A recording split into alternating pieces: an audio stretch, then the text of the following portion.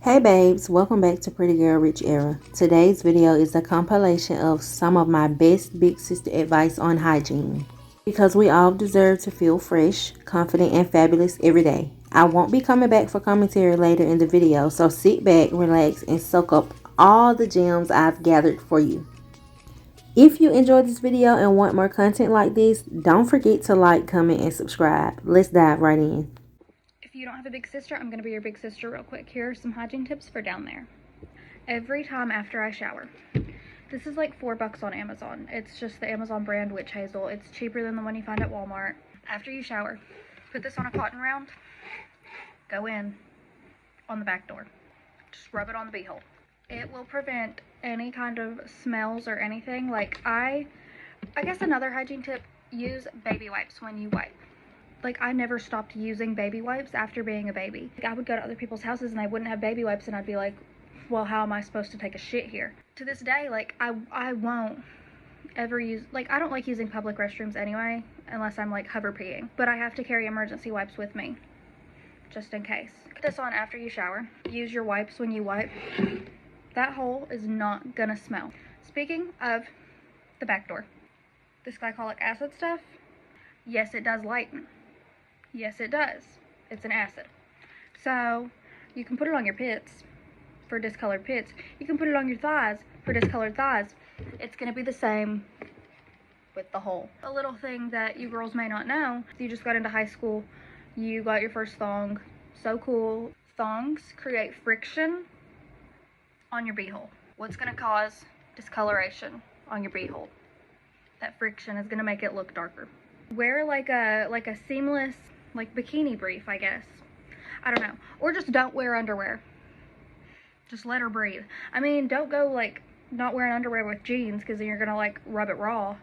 If like the hair down there is like longer than a stubble, go in with like a little electric razor. Like, you don't even have to get like a big fancy one. You could do like literally a beard trimmer or something before you shave, just so that way you can get a closer shave. This glycolic acid will also get rid of like razor bumps down there and just like redness, irritation after you shave. Just moisturizer after like traps all the heat. It can cause inflammation. You can't go directly in with a moisturizer on the first day after you shave. If you shave in the morning, by nighttime, put like a little lightweight moisturizer on there. If you're shaving in the morning, put a lightweight moisturizer on at night. You're not going to go in with like a body moisturizer. They're fragranced. Most of them are fragranced. Most of them are heavy. Just go in with like, I don't know, your little CeraVe daily facial lotion or something. If you're shaving at night, I would just put the moisturizer on in the morning and then put this on at night. I think that that's all for now. I'm just trying to cover all these bases. Girls, this is big sister advice. I'm not a big sister. I'm the baby of my family, but this is important. Just helping a girl out.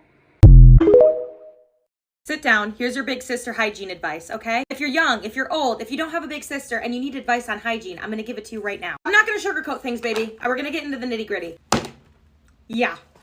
First things first, deodorant. You need it every day, you need it all the time. Keep one in your purse, keep one at your house, keep one at your job. If it's cold outside, keep one in your car. You want it in your armpits, under your boobs. If you have a little bit of a tummy, which is totally fine, and super slay, just put a little deodorant under there, baby. You're not gonna get itchy, you're not gonna get sweaty. Tampons. Doesn't matter what brand you're using, it matters what size you're using. If you're using tampons, you don't have to, it's still a slay. You don't need to use one. If you have a light flow, a small tampon. If you have a regular flow, a regular tampon. If you have a heavy flow, a heavy tampon or a super plus. You need to be changing your tampon every couple hours. I promise you, baby, you need to be changing it. I feel like you might sneeze and it'll come out. It's too late. You need to change it. Do not flush the applicator, but do flush the tampon that comes out of you, yes. Unless for some reason you have a toilet where you can't flush it, I'm gonna flush it anyways. I'm gonna tell you what. If you're not ready to use tampons, don't feel like you have to. There is no shame in wearing a pad. There is literally no, and matter of fact, you're gonna have less cramps. Shaving, again, you don't need to do it. If you don't wanna shave, you don't have to shave. But if you're gonna shave, anywhere where the sun shines, you wanna shave against the grain. Anywhere where it doesn't, you wanna shave with the grain. That means on your legs, you're shaving up. On your hoo-ha, you're shaving down. If you shave up, I'll be praying for you.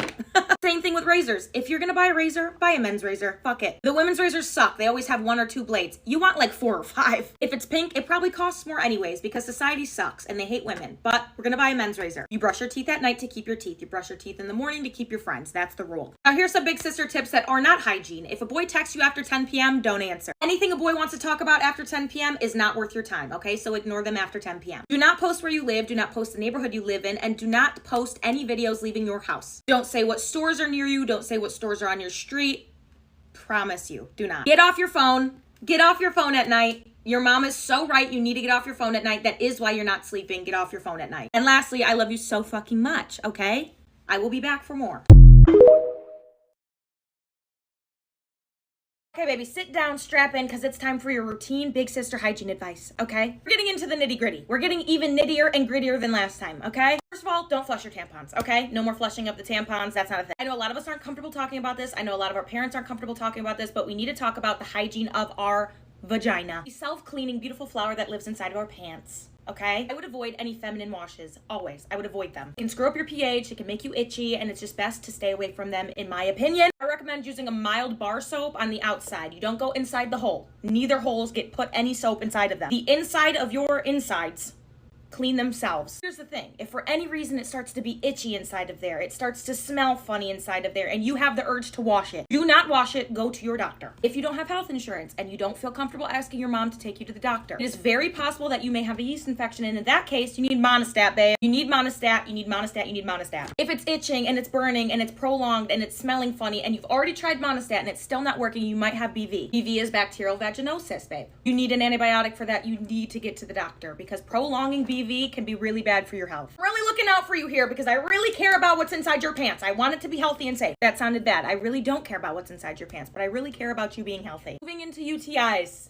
the most fun thing in the world. Just kidding, they're the least fun thing in the world. They will make you want to fall off a cliff. If you have a UTI, you will know it. You won't even need this advice because you will think to yourself, this is a fucking UTI. It feels like a lot of pressure. It feels like you always have to pee, but not a lot's coming out. And in that case, you also should really try to get to a doctor. But if you cannot get to a doctor, there is an over-the-counter medication called Azo. It will help with the symptoms of your UTI, but it will not always cure your UTI. So try to get to the doctor. I know it's uncomfortable to ask someone to take you there. I know it feels funny, but please, for your own sake, try to get there. Avoid them. Always pee after you do the nasty. Always pee after you do the nasty. Always, always, always. Make sure you're drinking a lot of water and not a lot of soda because that can help. Now, moving into things that are not hygiene related, baby, you need some advice. A boy that is worth your time will not try pressuring you into things you are not ready to do. So don't do it. It's not worth your time, baby. You are the prize. You are the prize. Don't look at your outfit more than one time before leaving the house. You're going to tear yourself apart. It's not worth looking in the mirror for 10 minutes. If someone can't fix something within 10 seconds of you mentioning it, it's not worth mentioning. If someone has a period stain, you can mention it because they can go to the bathroom and they can figure that out. If someone has a pimple on their face,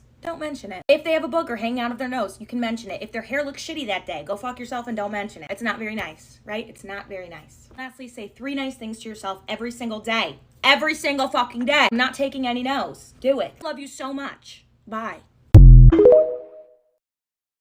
I'm not gonna lie to y'all, when I was younger, I did not have a mom around to teach me about, like, feminine hygiene. Nor did I have any, like, older cousins that were, like, close to me for real, no older sisters. So here are a few tips that I wish I would have known when I was a young woman. During the summertime, you want to use cream moisturizers for your skin, and during the wintertime, you want to use butters and oils. Your body will start getting used to whatever deodorant you're using, so it needs to be switched frequently.